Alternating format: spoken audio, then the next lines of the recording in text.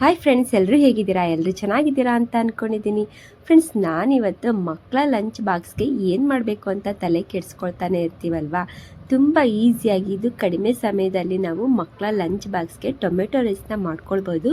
ತುಂಬ ಚೆನ್ನಾಗಿರುತ್ತೆ. ಇದು ಹೇಗೆ ಮಾಡೋದು ಅಂತ ನೋಡ್ಕೊಂಡು ಬರೋಣ ಬನ್ನಿ. ನೋಡ್ತಾ ಇದ್ದಿರಲ್ಲ ಫ್ರೆಂಡ್ಸ್, ನನಗೆ ಕಡಿಮೆ ಇಂಗ್ರೀಡಿಯೆಂಟ್ಸ್ ತೊಗೊಂಡು ಮಕ್ಕಳ ಲಂಚ್ ಬಾಕ್ಸ್ಗೆ ಸೂಪರಾದ ಟೊಮೆಟೊ ರೈಸ್ನ ಮಾಡ್ಕೊಳ್ಳೋಣ.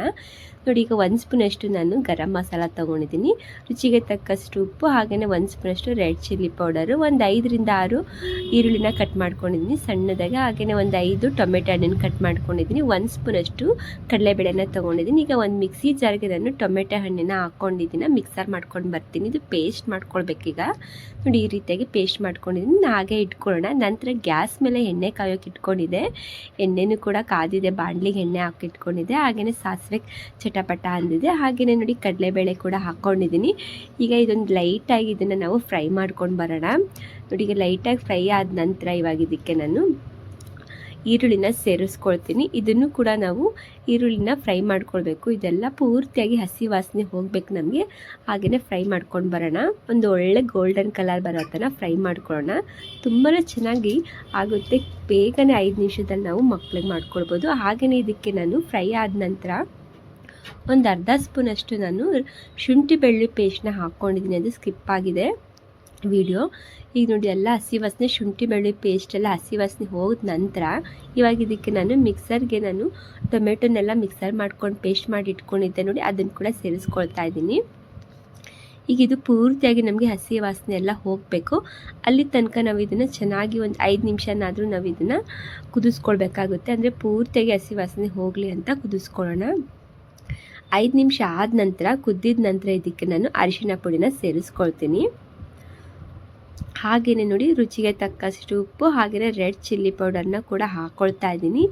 ಇದನ್ನು ಹಾಗೆಯೇ ಗರಂ ಮಸಾಲ ಕೂಡ ಹಾಕ್ಕೊಂಡ ನಂತರ ಈಗ ಚೆನ್ನಾಗಿ ಇದನ್ನು ಮಿಕ್ಸ್ ಮಾಡ್ಕೊಳ್ಬೇಕಾಗುತ್ತೆ.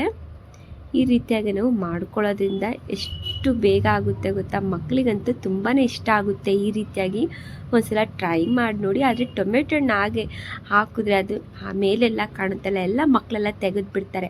ಈ ರೀತಿಯಾಗಿ ನಾವು ಮಿಕ್ಸರ್ಗೆ ಹಾಕಿ ಪೇಸ್ಟ್ ಮಾಡ್ಕೊಂಡು ಮಾಡೋದ್ರಿಂದ ಟೊಮೆಟೊ ಹಣ್ಣನ್ನು ಮಕ್ಕಳೆಲ್ಲ ತಿನ್ನಂಗೆ ಆಗುತ್ತೆ ಅಲ್ವಾ. ಇಲ್ಲಾಂದರೆ ಎಲ್ಲ ತೆಗೆದು ಬಿಡ್ತಾರೆ ಮಕ್ಕಳೆಲ್ಲ. ಅದಕ್ಕೋಸ್ಕರ ಈ ಥರ ಟ್ರೈ ಮಾಡಿ ನೋಡಿ, ತುಂಬ ಚೆನ್ನಾಗಿ ಬರುತ್ತೆ.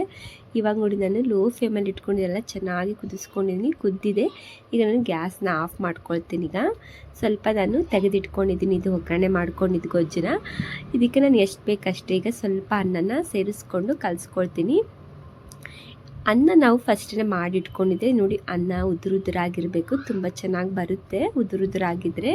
ಈಗ ಇದಕ್ಕೆ ಎಷ್ಟು ಹಿಡಿತಲ್ಲ ಅಷ್ಟು ನಾನು ಸೇರಿಸ್ಕೊಂಡು ಈಗ ಕಲಿಸ್ಕೊಳ್ತೀನಿ. ಈ ರೀತಿಯಾಗಿ ನಾನು ಅನ್ನ ಸೇರಿಸ್ಕೊಂಡಿದ್ದೀನಿ. ಈಗ ಕಲಿಸ್ಕೊಳ್ತೀನಿ ನೋಡಿ, ತುಂಬ ಚೆನ್ನಾಗಿ ಬರುತ್ತೆ. ನೋಡ್ತಾ ಇದ್ದಿರಲ್ಲ, ಈ ರೀತಿಯಾಗಿ ನಾನು ಕಲಸಿಟ್ಕೊಂಡಿದ್ದೀನಿ. ಈಗ ಸರ್ವ್ ಮಾಡ್ಕೊಳ್ತೀನಿ ಒಂದು ಪ್ಲೇಟ್ಗೆ. ಬೇಕಾದ್ರೆ ನೀವು ಇದಕ್ಕೆ ಕಡಲೆಕಾಯಿ ಬೀಜನೂ ಕೂಡ ಸೇರಿಸ್ಕೊಳ್ಬೋದು. ನೋಡಿದ್ರಲ್ಲ ಫ್ರೆಂಡ್ಸ್, ಇವತ್ತಿನ ರೆಸಿಪಿ ನಿಮಗೆ ಇಷ್ಟ ಆಗಿದೆ ಅಂತ ಅಂದ್ಕೊಂಡಿದ್ದೀನಿ. ಈ ರೆಸಿಪಿ ಇಷ್ಟ ಆದರೆ ಲೈಕ್ ಮಾಡಿ, ಕಮೆಂಟ್ ಮಾಡಿ, ಶೇರ್ ಮಾಡಿ. Thank you for the watching. Okay, bye bye.